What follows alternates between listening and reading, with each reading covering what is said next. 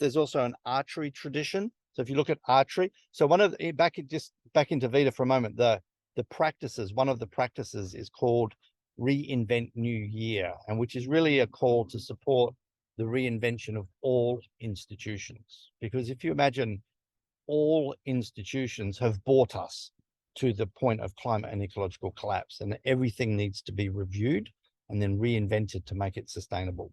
And so if you go into an archery shop, as in bows and arrows, you can stand there, you would think it's an extension of the fossil fuel industry.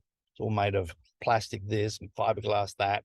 So the idea of Vitan archery is very simple. It's just archery using all natural materials.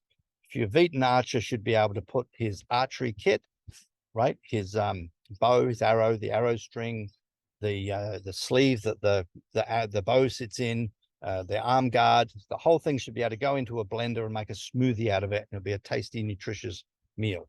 Can't do that with normal archery.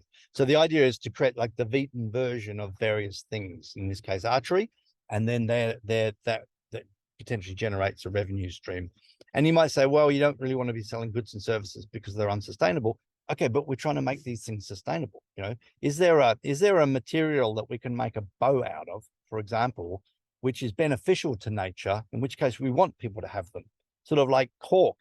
Cork is a sustainable material because the cork industry keeps the cork forests alive. So that's part of the thinking, is to develop these enterprises based on Vitan principles that can then help to fund the spread of the religion.